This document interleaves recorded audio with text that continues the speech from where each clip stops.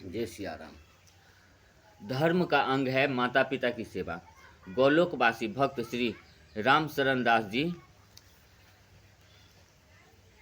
धर्मशास्त्र में माता पिता को भगवान नारायण का स्वरूप बताकर उनकी सेवा करने की प्रेरणा दी गई है। माता पिता की आज्ञा का पालन एवं उनकी सेवा करने वालों की सद्गति एवं सुख प्राप्त करने के भी सहस्त्र प्रमाण शास्त्रों में भरे पड़े हैं।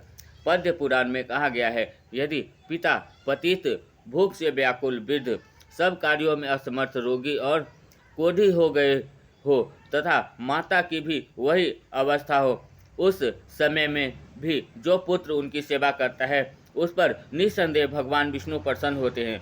पुत्रों के लिए माता पिता से बढ़कर कोई तीर्थ नहीं है। वे इस लोक और परलोक में श्री नारायण के समान है। पिता धर्म, पिता स्वर्ग, पिता ही परमम तप, अपितरी प्रीति प्रीति मापन्य प्रियंते सर्व देवता। जो माता पिता का अपमान उत्पीड़न करते हैं उनके विषय में यहाँ तक लिखा है, पितरो विकलो दीनो वृद्धो दुखित मानसो महागदेन असप्तेन्त परित्याजति अपापदी सपुत्र नरक याति दरनाम कुर्मिस कुलम।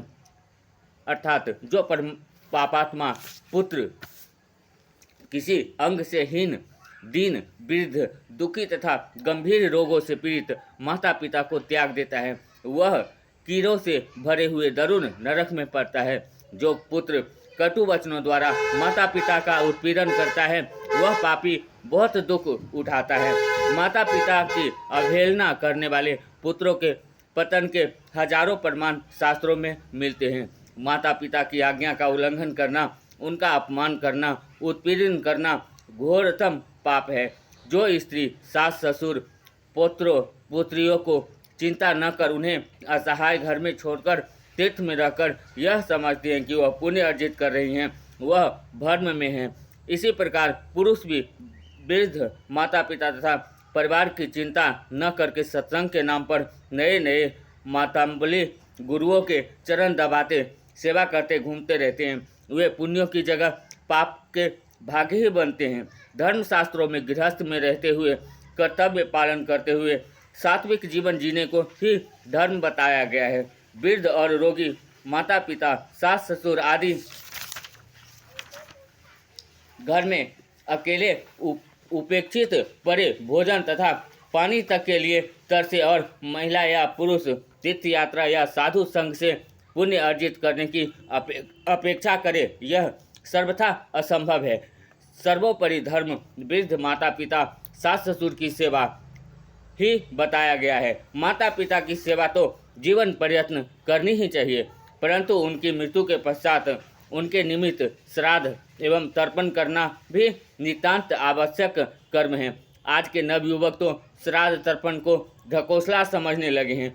कुछ लोग जानते हुए भी समय भाव एवं विभिन्न परिस्थितियों के बहाने श्राद्ध तर्पण की अवहेलना करते हैं। ऐसे व्यक्ति सचमुच बड़ी भूल कर रहे हैं। पितरों के निमित्त किया हुआ तर्पण एवं भोज्य सामग्री निश्चित रूप से उन्हें मिलती है, इसमें किसी तरह की भी शंका नहीं करनी चाहिए। महर्षि व्यास जी कहते हैं, आयु प्रजाम धनम विद्याम स्वर्ग मोक्षम सुखी न च अप्रयाक्षिन्ति तथा राज्यम पितर श्रद्धा तर्पिता। मनुष्यों के पितर लोग श्रद्धा से तृप्त होकर आयु, प्रजा, धन, विद्या, स्वर्ग, मोक्ष, राज्य एवं अन्य सभी सुख देते हैं। मार्कंडेय पुराण में बताया गया है कि मनुष्यों के पास यदि कुछ भी न हो तो केवल साख से ही विधि पूर्वक श्राद्ध करना चाहिए। श्रद्धा पूर्वक श्राद्ध करने वाले के कुल में कोई कलेश नहीं पाता। श्राद्ध कर्म न करने से पितरों के कोप का भाजन बनना पड़ता है।